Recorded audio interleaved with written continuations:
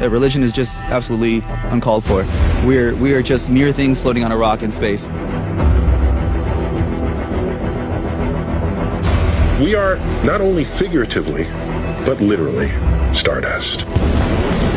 You don't have to go to church on Christmas, and it is about being good, and that's what all religions are about anyway.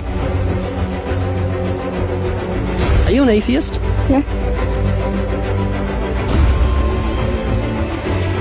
Gonna kill yourself? Yeah, I'd like to. So you're an atheist? Yes. I need to know what to believe in. Like what happens when you die? Yes, I don't want to be a bag of dust.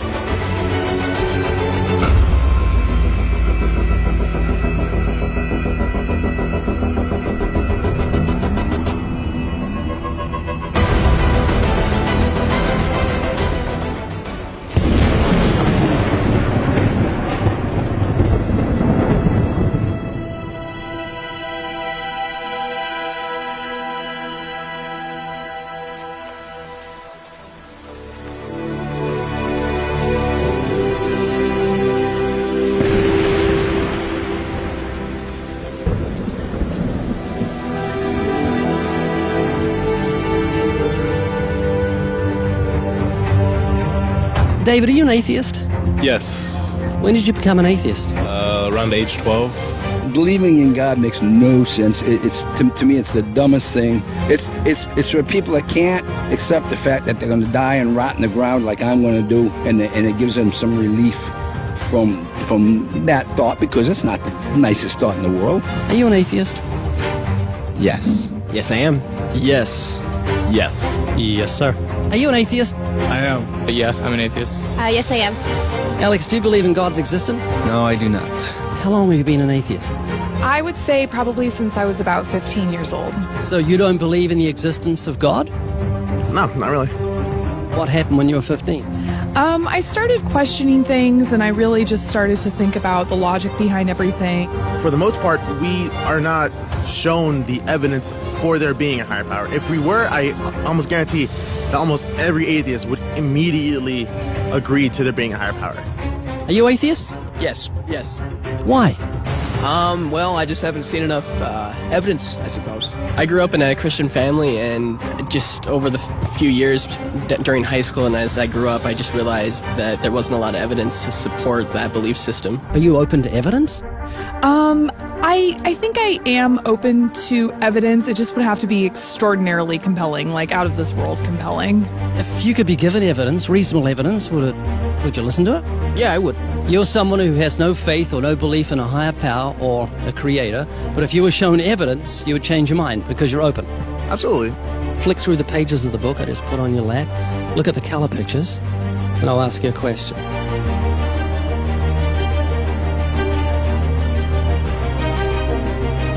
Do you believe that book could happen by accident, that nothing produced the color pictures in the book, that red, orange, yellow, green, blue, indigo, violet ink fell from the sky and formed itself into those beautiful pictures, and then black ink fell from the sky, or from nowhere, and formed itself into coherent words and sentences, capitals and periods and commas, making sense, page numbers fell from the sky, all in order, and then it bound itself and formed itself into a cover with artwork, and there we have a book. Obviously, intelligent design designed the book. Wouldn't that be correct? Yeah. Can you see where I'm going with this? Yeah. Tell me, what is DNA?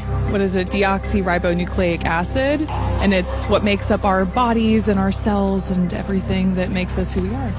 DNA is like our biological code, kind of like binary zeros and ones. Information about us, who we are, what makes us us, parts of us, how we look, how we're built, everything like that. Your genes instructed your cells how to make your eyes and what color your eyes should be, and your hair and your height and your personality.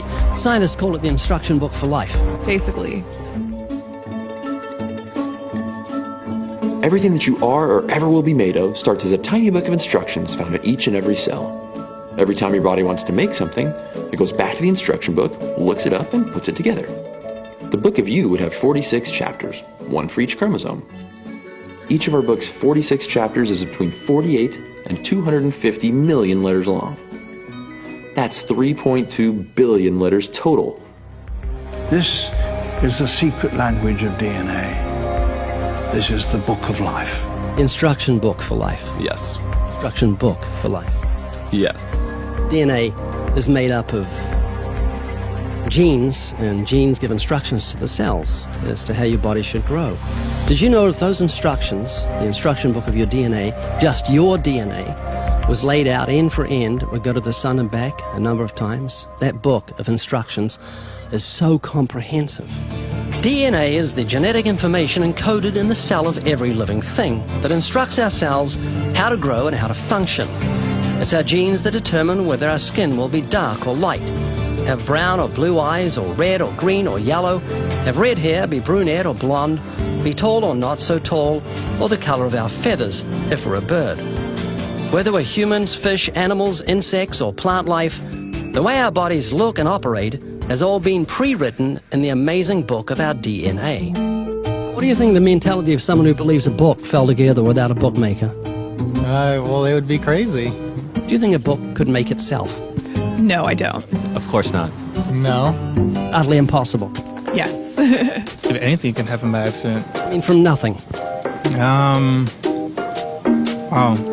Couldn't happen, could it? I don't think so. It'd be impossible. It would be like saying an explosion caused everything that makes a 747 airplane to all just come together by accident without some intelligent thought behind it. That's a good point. Do you believe DNA happened by accident? No, I think that it developed over the course of many, many millennia of evolution and development. DNA exists in every living thing. Its origins don't matter. The fact that there is intelligent information tells us there must be an intelligent designer. Is this making you think? It is, and I do think about it from time to time. It's just, yeah, it's complicated, definitely. Well, DNA's complicated, but the point I'm trying to make is very simple. Book designer or bookmaker, DNA, intelligent designer. God. Does that make sense? Yes. You an atheist? I am. What would you think of the mentality of someone who thought a physical book could make itself? I think they'd be silly. Of course it can't make itself. What would you think of the mentality of someone who believed the instruction book for life, DNA, made itself? I think it'd be silly as well. It would need investigation. That's atheism. Absolutely. And what would you think of the intelligence of someone who believed the instruction book for life made itself? Low intelligence level. DNA happened by accident? Probably not too smart.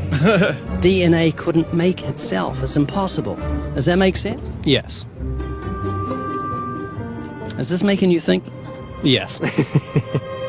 And what would you think of the person who believed that DNA, the instruction book for life, happened by accident? Because we're not just talking about human beings, we're talking about every form of life. Fleas, cats, dogs, elephants, cows, horses, trees, plants, everything has DNA, the instruction book for life, which makes the book in your hand just seem feeble compared to the infinite intelligence that must have put the instruction book for life together. Can you see what I'm saying? Yeah. Do you believe DNA happened by accident? I believe it could. Explain it to me, how a program could make itself out of nothing on how to make a human eye, giraffe's eyes, elephant's eyes, cats, dogs, puppies, flowers, birds, trees. Every living thing has DNA that's so complex, it's mind-boggling. It must have been a genius beyond any human reasoning that put it together. And to say it happened by chance is infinitely sillier than saying a physical book happened by chance. All I'm doing is reasoning with you. I'm not arguing. I don't want to win an argument. I'm just saying I want you to concede something that's absolute common sense. You're an atheist, so you believe the scientific impossibility that nothing created everything. I mean, it can't be nothing. We all have to start from some point. I wouldn't say nothing created it. There had to be something there in the beginning. You like Richard Dawkins, don't you?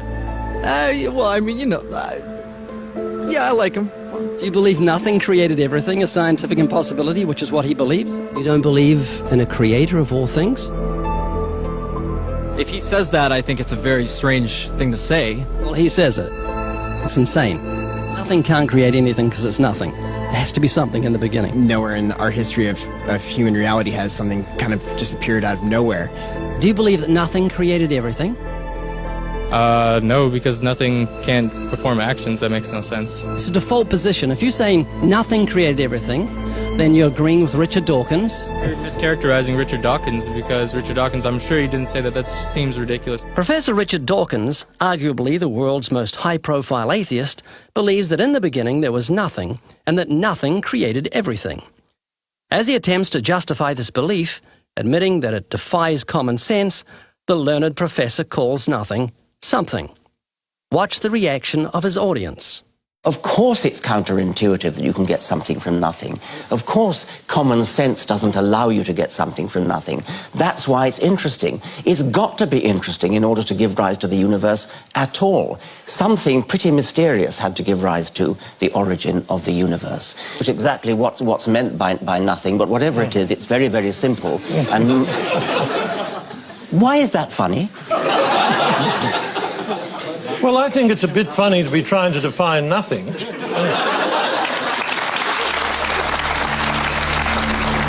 Richard Dawkins, I'm sure he didn't say that. That seems ridiculous. The audience reaction confused the normally eloquent professor because he's not used to being the object of laughter. What he didn't realize was he was talking to people who were endowed by their creator with the virtue of common sense. This was just another case where the emperor has no clothes. Someone should tell this man who has deceived millions, "You're talking foolishness." Is that what you believe? I mean, it can't be nothing. We all have to start from some point. But there has to be something that created everything. You just wasn't God. Is that what you're saying? Yeah. It's just evolution, how things became from one organism into many. But that doesn't solve your dilemma of the initial cause. There has to be an initial cause. If there was a big bang in space that from there issued cats and dogs and horses and cows, the sun, the moon, the stars, the seasons, and all this marvel of creation came from a big explosion, what caused the explosion, and where do the materials come from the explosion, and why is there such incredible order from the explosion? Every explosion I've heard of creates chaos, not order. That makes sense? Oh, yeah. This is what you're looking for if you were looking for truth. This is your information that you need to say, wow, that's logical. How could all this design from the atom to the universe, an incredible order, just happen by accident? Because an atheist actually believes nothing created everything, which is scientifically impossible. And I'm trying to say, Haley, I just want you to think. You're not just a blob of nothing that it came from an explosion that created order, which is against nature. That means that you've got purpose and meaning in the universe. So it's not altogether bad news. I just want a relationship with whoever built me. This is too much, too weird that it happened by accident. It didn't happen by accident. I don't feel that.